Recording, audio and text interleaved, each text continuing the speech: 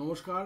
আশা করি আপনারা ভালো আছেন, সুখে শান্তিতে আছেন, দিনগুলো আপনাদের ভালো কাটছে, কাজকর্ম ভালো হচ্ছে, আপনারা বহাল তবিয়তে রয়েছেন। প্রথমে নমস্কার নেবেন আমার বন্ধু। আজকে যে বিষয় নিয়ে আমি আলোচনা করতে চলেছি সেটা আপনারা জানেন। আজকে 22শে জুন অম্বাবুচি পড়ছে, অম্বুবাচী। তা অম্বুবাচীতে আপনারা কি এই 3 দিন কি করবেন কি করবেন না সে সম্পর্কে আমি একটু আলোচনা করে নিতে চাই, কারণ এটা খুব একটা প্রিয়র এবং খুব দরকারি সাবজেক্ট, যেটা কিনা অনেকেই জানতে চান শান্তনুদা কি করব কি করব না। তা সেই সম্পর্কে আমি একটু আলোচনা করে নিতে চাই। ধ্যানটা রাখবেন আমার দিকে, মনটা রাখবেন আমার দিকে, আর কানটা রাখবেন আমার দিকে। যারা কলকাতা চেম্বারে বুকিং করে দেখাতে আসতে চান তারা 983043048048 এই নাম্বারে ফোন করে আপনারা সকাল 11টা থেকে সন্ধ্যে 6টার মধ্যে বুকিং করে চলে আসবেন। আপনাদের দেখে আমি ধন্য হব, আপনাদের সেবা করতে পেরে আমার ভালো লাগবে। তা যারা স্বর্ণচক্র ভবিষ্যৎবাণী বানাতে চান তারা অতি অবশ্যই কিন্তু 9874332016 এই নাম্বারে হোয়াটসঅ্যাপ করে ফোন করবেন না, হোয়াটসঅ্যাপ করে জানাবেন। আমার এক্সিকিউটিভরা আপনাদের সঙ্গে কথা বলে নেবে। তার সঙ্গে সঙ্গে বলে দিতে চাই যে যারা ভিডিওটা ভালো লাগতে শুরু করে থাকলে লাইক দিতে ভুলবেন না বন্ধু। যারা এখনও আমার চ্যানেলে সাবস্ক্রাইব করেননি তারা অতি অবশ্যই সাবস্ক্রাইবার বাটনটি অন করে দিয়ে পাশে নোটিফিকেশন বেলটি অলে নিয়ে গিয়ে অন করে দেবেন, তাহলে দারুণ দারুণ সমস্ত খবর আপনাদের কাছে চলে যাবে। তা অম্বুবাচীর এই 3 দিন কী করবেন বন্ধু সে কথা বলি। দেখুন, তন্ত্রশাস্ত্র মতে অম্বুবাচীর সময় বিশেষ কিছু নিয়ম পালন করলে দেবীর আশীর্বাদ লাভ করা যায়। আবার এমন কিছু কাজ আছে যা এই সময় একেবারেই করতে নেই। জেনে নিন সেগুলো কি কি, দেখে নেব কি কি করা যায় আর কি কি করা যায় না। 1 নম্বর হচ্ছে এই সময় বাড়িতে থাকা সকল দেবী মূর্তি লাল কাপড় দিয়ে ঢেকে রাখতে হবে। এছাড়া মন্ত্র উচ্চারণ করে ফুল ও জলখাবার দিয়ে দেবী মূর্তির পূজা করা যাবে না, শুধুমাত্র ধূপদীপ দেখিয়ে প্রণাম করতে হবে। এটা একটা মতে বলে। আরেকটা মতে বলে বাড়ির ঠাকুরকে কোনো রকমভাবেই ঢাকা করার দরকার নেই, যেমন আছে তেমনই ছেড়ে দিতে হয়, শুধু মন্দিরের ঠাকুরকে ঢেকে দিতে হয়। এবং ধূপ এবং প্রদীপ বা কোনো আগুন দেখাতে নেই ঠাকুরকে। তার সঙ্গে সঙ্গে ফুল জলখাবার আপনি এমনি জাস্ট কোনো রকম কোনো সংকল্প না করে ফুল জলখাবার আপনি এমনিতে ঠাকুরকে দিয়ে দেবেন। এটা দুরকম মত আছে। 2 নম্বর হচ্ছে অম্বাবচী নিবৃত্তির দিন। অম্বাবচী, তবে আমার মতে বলে দ্বিতীয় নিয়মটাই পালন করা উচিত। অম্বাবচীর নিবৃত্তির দিন যেদিন ছেড়ে যাবে, অর্থাৎ শেষ দিনের পর ঠাকুরের পুরনো সাজ বদলে ফেলতে হবে, সিংহাসনে পাতা পুরনো কাপড়ও তুলে ফেলতে হবে, ঠাকুর ও সিংহাসনকে নতুন সাজে সজ্জিত করতে হবে। 3 নম্বর, এই সময় খুব জরুরি দরকার না থাকলে বাড়ি থেকে দূরে কোথাও ভ্রমণ করতে নেই। 4 নম্বর, অম্বুবাচী তিথি শুরু হওয়ার আগে তুলসী গাছের গোড়ায় নতুন করে মাটি দিয়ে সেটিকে একটু উঁচু করে দিতে হবে। 5 নম্বর হচ্ছে এই সময় কুমারী মেয়েদের উপহার দিন এবং তাদের পছন্দ মতো খাবার খাওয়ান। 6 নম্বর হচ্ছে অম্বুবাচী তিথি চলাকালীন যে কোনো একদিন স্বামী স্ত্রী একসঙ্গে উপবাস রাখতে পারলে খুব ভালো হয়। এতে সম্পর্কের বন্ধন দৃঢ় হবে, নিজেদের মধ্যে ভালোবাসা বৃদ্ধি পাবে। 7 নম্বর হচ্ছে অম্বুবাচী শেষ হওয়ার পরে বাড়ির সদর দরজায় লাল সুতো বাঁধুন এবং কামাখ্যা মায়ের কাছে আশীর্বাদ প্রার্থনা করুন, বা কোনো মনস্কামনা জানালে সেটা পূরণ হয়ে যায়। 8 নম্বর হচ্ছে এই সময় মানুষকে, গরিব যারা আছেন তাদের নিজের সাধ্যমতো যে কোনো ফল দান করতে পারলে খুব উপকার পাওয়া যাবে। আর 9 নম্বর হচ্ছে এই 3 দিন সকাল সকাল ঘুম থেকে উঠে স্নান করে নিন, তারপরে শুদ্ধ বস্ত্রে নিজের ইষ্টমন্ত্র জপ করুন। 10 নম্বর হচ্ছে অম্বুবাচীর সময় বাড়িতে কোনো শুভ কাজ করা যাবে না। দেখুন, আরও কিছু নিয়ম কানুন আছে, সেগুলো একটু বলি। অম্বুবাচীতে ভূমিকর্ষণ মানে মাটি খোঁড়া এবং বৃক্ষরোপণ মানে গাছ পোতা একদমই নিষেধ, কারণ এই সময় ধরনী ঋতুমতী হয়। এই সময় গৃহপ্রবেশ, বিবাহ, অন্যান্য শুভ কাজ পুরোপুরি নিষিদ্ধ। এই সব কাজ করলে তা অশুভ হবে বলে মনে করা হয়। এই সময় কোনো বিশেষ পূজা রাখবেন না। তবে কোনো বছর যদি এই সময় জগন্নাথ দেবের রথযাত্রা পড়ে যায় তবে তা নির্দিষ্ট নিয়ম মেনেই হতে পারে, কেননা এই সময় নিত্যকর্ম হবে, কাম্যকর্ম হবে না। রথযাত্রা নিত্যকর্মর মধ্যে পড়ছে।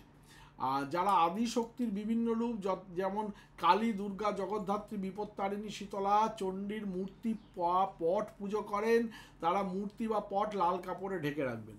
পুজোর সময় কোনো মন্ত্র পাঠ করবেন না, কেবল ধূপ দ্বীপ দেখিয়ে প্রণাম করলেই হবে। অন্য মত বলে পুজোর সময় কোনো মন্ত্র পাঠ করবেন না এবং ধূপ দ্বীপও দেখাবেন না, শুধুমাত্র তাকে নৈবেদ্য অর্পণ করা যেতে পারে।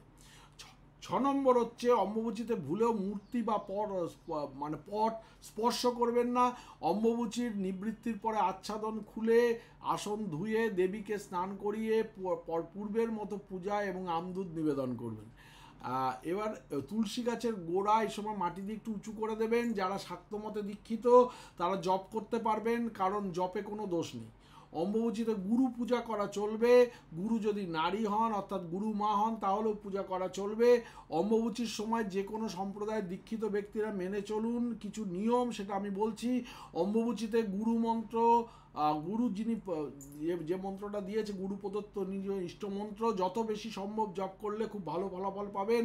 অম্বুবাচীতে সৌভাগ্যকুণ্ডের যেখানে আছে সৌভাগ্যকুণ্ড, সেখানে তার ধারে গণেশ বিগ্রহ দর্শন করুন এবং ভক্তিবারে পূজা করুন। সৌভাগ্যকুণ্ডের পশ্চিম পাড়ে বিধিপূর্বক স্নান ও তর্পণ করলে ভালো ফল পাবেন। অম্বুবাচীতে বিধিপূর্বক অগ্নিস্থাপন করে নিজ ইষ্টমন্ত্রে হোম করুন। অম্বুবাচীতে মধ্যরাতে কাঙ্ক্ষিত ফল লাভের জন্য মনে মনে প্রার্থনা জানান দেবী কামাখ্যা মাকে, এতে মনস্কামনা পূরণ হবে।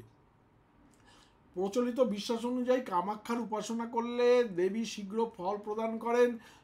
শ্রদ্ধা এবং ভক্তিভরে কামাখ্যা দেবীর পূজা করলে ব্যক্তি সুখ ভোগ করে, দুঃখ কষ্ট তাদের ছুঁতে পারে না। এক্ষেত্রে কামাখ্যার কিছু প্রভাবশালী ও শক্তিশালী মন্ত্র জপ করে তাকে প্রসন্ন করতে পারেন। কোন কোন দিন কোন কোন মন্ত্র পাঠ করবেন সেটা একটু জেনে নিন আমার থেকে।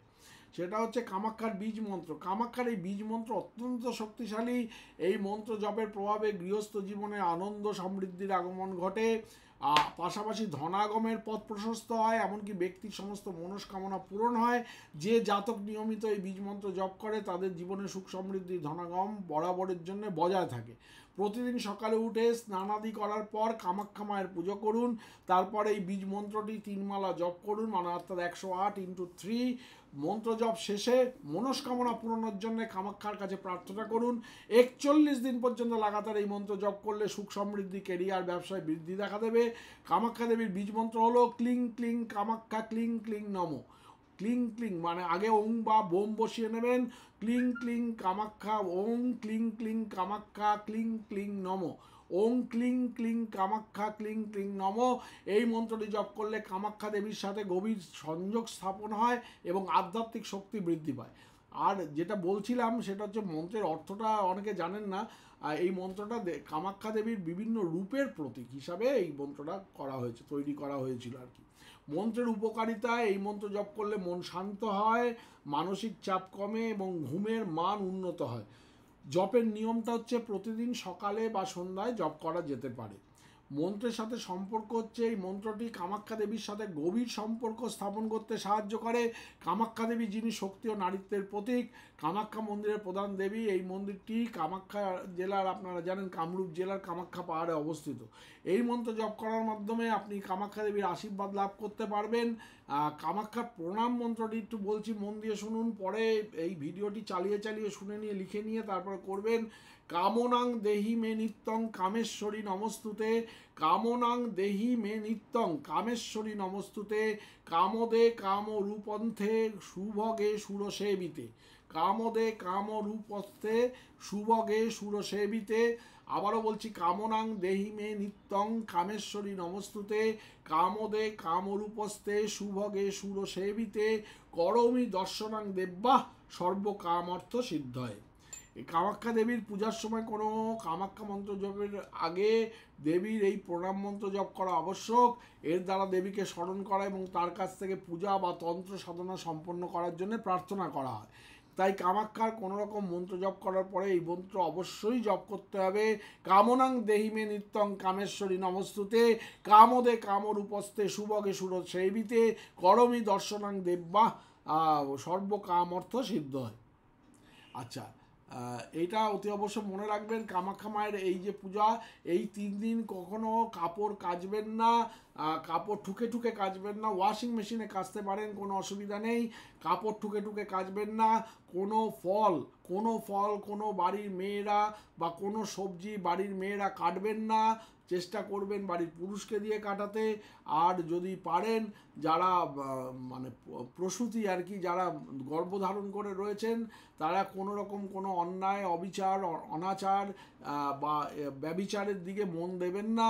তার সঙ্গে সঙ্গে বলি যে সমাজে যারা কুকীর্তি করে বেড়ান সমাজের এই সব লোকগুলো কামাখ্যা মায়ের এই ব্রত চলাকালীন, কামাখ্যা দেবীর এই ব্রত চলাকালীন অতি অবশ্যই কিন্তু তারা সেই সব কুকর্ম থেকে বিরত থাকুন, না হলে কিন্তু ভবিষ্যতে যে খারাপ ফল হতো তার বহুগুণ বেশি খারাপ ফল আপনারা পাবেন। আর যারা ভালো ফল করতে চান তারা নিয়মিত ওং ক্লিং ক্লিং কামাখ্যা মা যেটা বললাম, ক্লিং ক্লিং নম, এই মন্ত্রটা যেটা বললাম সেটা লিখে নেবেন, চালিয়ে শুনে নিয়ে এই মন্ত্রটি কিন্তু নিরন্তর জপ করলে খুব ভালো রেজাল্ট পাবেন। খুব ভালো থাকবেন বন্ধুরা, আগামী ভিডিওর জন্য অপেক্ষা করুন। নমস্কার।